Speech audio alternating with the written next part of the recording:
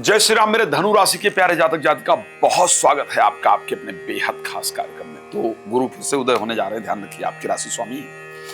और इस टाइम तो गोचर भी आप जानते हैं आपके 7th हाउस में कर रहे हैं, आपकी राशि को दृष्टि दे रहे हैं, उदय होने जा रहे हैं। जब राशि स्वामी अस्त होता है थोड़ा स्ट्रगल रहता है, उदय हो जाते हैं तो परिस्थिति पर बदल जाती है। तो परिस्थिति आपकी बदलने वाली है। मैंने कहा था कि इंग्लिश में एक वर्ड कहा जाता है, don't lose hope. So please अपनी उम्मीद को मत छोड़िए, जरूर होगा काम, इसको ध्यान रखिएगा। जब मैं इस बात को कह रहा हूं और जब आप इस वीडियो को सुन रहे हैं, आप एक बहुत अपने इंपॉर्टेंट काम के बारे में सोच रहे हैं जो बहुत दिन से रुका हुआ है, और आप सोच रहे हैं कि ये वाला काम हो जाए तो जिंदगी बदल जाए, ये वाला काम हो जाए तो परिस्थिति अच्छी हो जाए। तो मैं इसीलिए कह रहा हूं कि उम्मीद मत छोड़िए, ठीक है। हारिए न हिम्मत, विसारिए न राम को। तो डोंट लूज होप, ठीक है। ऐसे कंडीशन में आपका कार्य जरूर पूर्ण होगा, क्योंकि बृहस्पति उदय होने जा रहे हैं। मैं बहुत सारी चीजों पर चर्चा करूंगा। आपके 7th हाउस में सूर्य और गुरु का गोचर करना, बुध का गोचर करना 8th हाउस में, सब बहुत कुछ बदलाव लेकर के आ रहा है।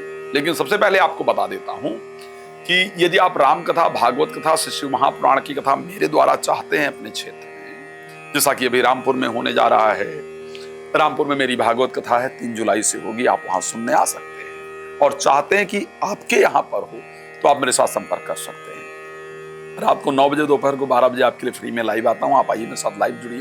रोज आप लोग कई सारे टीवी चैनल पर तो देखते ही हैं, तो लाइव जुड़ करके अपने बारे में जो भी जानकारी आप प्राप्त करना चाहते हैं, उसको कर सकते हैं। भगवान आप सबको बहुत प्रसन्न रखें, ये मेरी शुभकामना हमेशा आपके लिए रहती है। चलिए आगे बढ़ते हैं। आप कॉल अपॉइंटमेंट भी ले सकते हैं मेरे साथ बात करने के लिए। कैसा होगा आपका आखिर जुलाई का महीना? तो सबसे पहली चीज, जो बृहस्पति आपके अस्त थे, वो अस्त बृहस्पति अब उदय होने वाले हैं। बृहस्पति आखिर 10 जून को अस्त हो गए थे, और 10 जून से लेकर के 7 जुलाई तक जो परिस्थिति बृहस्पति की रही वो अस्त वाली रही। तो हम अगर कहें तो जून और जुलाई का जो मिड क्षेत्र है, जून पूरा हमारा ऐसा गया है जिसमें काम बनते बनते रह गए हैं, बनते बनते काम जो है वो अटक गए हैं, रुक गए हैं। बिल्कुल उम्मीद थी कि ये हो जाएगा, बीच में कोई ऐसी रुकावट आ गई जिससे काम ना रुक गया। तो वो जो काम रुक गया है ना, वो जाकर के आपका जुलाई में पूरा होने वाला है। आइए थोड़ा बता दूं, आपकी हस्तरेखा देख लेता हूं राशि फल में और लाइव में। आप सोचेंगे आचार्य जी हस्तरेखा कैसे देख लेंगे आप लाइव में? तो मैं देख सकता हूं, भगवान ने इतनी कृपा की है। आपको ये बता सकता हूं कि आपका हाथ दिखता कैसे है। अगर आप राशि सिंह के व्यक्ति हैं, राशि धनु के व्यक्ति हैं, तो आपका हाथ कैसा दिखता है? आपको बता दूं, आपका हाथ, हथेली जो है वो बहुत हार्ड नहीं कर सकते, बहुत पतली नहीं कर सकते, लेकिन फिर भी हार्ड होती है आपकी हथेली। एक मजदूर की हथेली से थोड़ी डिफरेंट होती है, यानी ये हथेली जो है वो थोड़ी हार्ड कही जाती है। बहुत गद्दीदार या बहुत मुलायम हथेली नहीं कही जा सकती है, बहुत मोटी नहीं होती है आपकी हथेली। जनरली आपकी हथेली मीडियम साइड या पतली कही जा सकती है, जो आपकी हथेली रहती है। अगर आपकी राशि धनु है तो आपकी उंगलियां डेफिनेटली लंबी होंगी, नाखून आपके लंबे होंगे।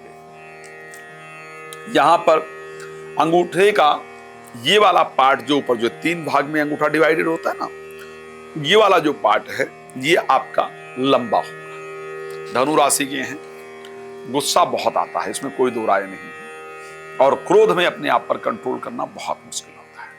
चलिए, बहुत सारी चीजें हैं जिस पर जानकारी देना चाहिए और देने का प्रयास करूंगा। एक और चीज बता देता हूं, अगर आप धनु राशि के हैं और आपका जो जन्म है वो करीब करीब मिड नाइट में हुआ है, आपका जन्म करीब करीब रात्रि में हुआ है, तो आपको जो जीवन संगी मिले हैं, जीवन संगिनी मिले हैं ना, उनके स्वभाव से आप बहुत परेशान हैं, उनको बहुत गुस्सा आता है।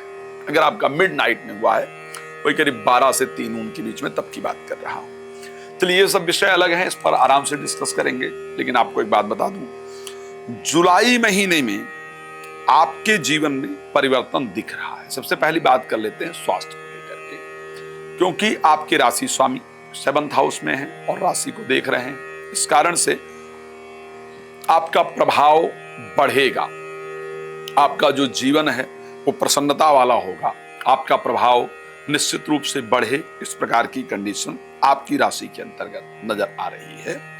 अगर आप मिथुन राशि के हैं तो ऐसे परिस्थिति के अंतर्गत आपकी मैरिड लाइफ के अंदर जो दिक्कतें चल रही हैं वो स्पेशली 15 जुलाई के बाद दूर होंगी। दोबारा से जीवन साथी के साथ बातचीत होना शुरू होगा, दोबारा से जीवन साथी के साथ प्रेम जो है वो बढ़ेगा, जीवन साथी की तरफ से, उनके परिवार की तरफ से पहल किया जाएगा।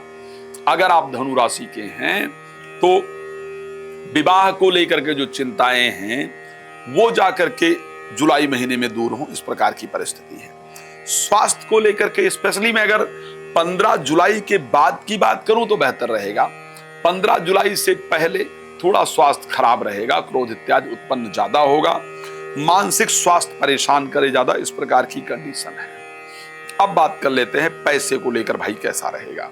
देखो एक बात बड़ा क्लियर कह सकता हूं, लाभे स्वग्रही होंगे 6th हाउस में, पैसा आएगा तो निश्चित रूप से अच्छा, इसमें कोई दो राय नहीं है।